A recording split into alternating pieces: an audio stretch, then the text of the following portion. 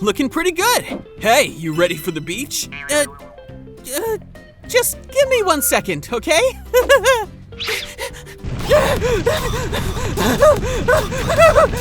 When the summer comes, we all know half-naked bodies are practically everywhere. Well, thinking back now, I was actually always pretty happy with my body. As a kid, I was pretty thin, but my dad gave me some okay broad shoulders. My diet was pretty good because I'm a vegan who likes to cook, and sports, well, a little weights for my weak arms, because a guy shouldn't have those. And some sit-ups for the six-pack. Well, maybe an imaginary six-pack. And squats for the ass, because gay. And straight dudes don't want matchstick legs either because they'll end up getting those unfunny skip leg day memes from their friends. Seriously! Body image pressure is really stressful, even for boys. Actually, that doesn't bother me as much because my parents said when I was still a kid that the bodies in those ads belong to models whose full-time job is to look like that. Plus Photoshop retouching. So I figured since I'm not a full-time model, my body is enough like this. After all, I still have my passable grimace, skills, and character. That's actually how I got the hottest guy in the world as a boyfriend, okay?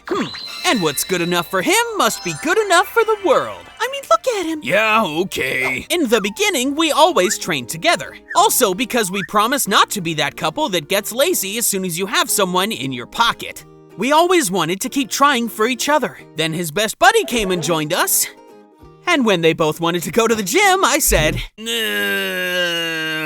now pass. I have a feeling that every guy has gone to the gym at some point, usually because of pressure, either through the media, advertising, or their friends. Me too. And what should I say? Me training my gay ass between two sweaty muscle guys? Could be better. And the public doesn't have to see me that way either.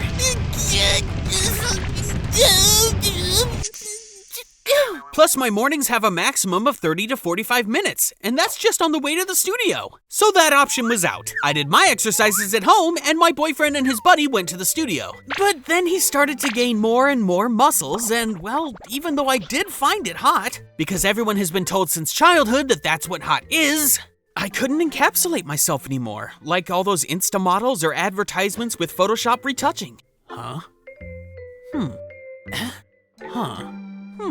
Shit!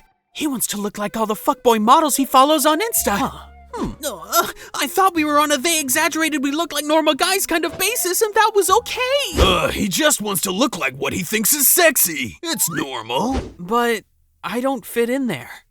And even though he never said it, I suddenly developed violent complexes about my body. I started exercising more, harder, and more frequently, even though I didn't really have the time. I started paying closer attention to what I ate and how much. But no matter what I did, every time he would check himself out in the mirror instead of me, I felt ugly. Like I was being left behind in a game I didn't want to play in the first place, and I became needy for attention and validation. My head felt like a wreck because all of a sudden I was so insecure and never realized it. But when I looked a little closer, I realized I wasn't the only one. Still so much fat. 4 days a week and 2 hours in the studio and still just this? Is he stupid? He's also super exhausted and sure, a body like that comes at a price. A lot of time in the studio and absolute discipline in nutrition, even more than me. With even more cutbacks in everyday life.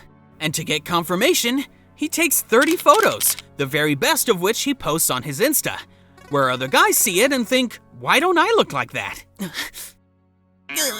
I mean, what are we all doing to each other out here, guys? I got fitness friends who find it normal to live at the exhaustion limit of the calorie deficit and would rather go to bed early than do anything else because they just can't do anymore. And in the morning, they have a tiny portion of yogurt and protein powder waiting for them. Somehow, it's no surprise that the body image disorder, muscular dysmorphia, is spreading like an epidemic among men. It's similar to anorexia, but... with muscles? Yes, and their consequences are often eating disorders and mental illnesses, which are usually accepted because they're marked down as the price for attractiveness. Is this how you felt for decades? As for me, it helped me to remember who I am and what I like about myself. I never wanted to look like everyone else, and seeing my friends in the gym struggling with muscles and six-packs, yet still unhappy and dissatisfied, is like running off knowing I'll never even finish the race. That said, obviously not everyone in the gym has muscular dysmorphia, but that's not the point here. I think the most important thing is knowing the price and keeping that in mind. When I see a supremely toned body, I see the meticulous meal plan, the supplements, the shakes, the money. But first and foremost, the sheer hours of work that went into it and what I was able to do personally with all of that time. And then I think, now pass. Nope. I'm not that into it. We're not like that. Nevertheless, everyone's got priorities, and some people think differently when they see that body. Awesome, that's exactly where I want to put my time. Different people can care about different things. Who am I to judge? But you shouldn't start changing yourself completely for someone because of it, even if you've actually always liked each other.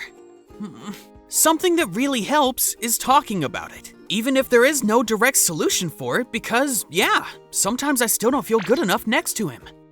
But it's just as important to note that he shouldn't change either just to make me feel better again. That's a me problem that I can work on with my therapist. Because, in the end, every body belongs solely to the person who lives in it. And only that person has to feel comfortable in it, regardless of what others say, think, or look like. Thank you for watching. A new video is now coming every first Friday of the month at 2 p.m. And if I feel like it, a second one a month. You can support me with the thanks button below, and otherwise, chew-wah!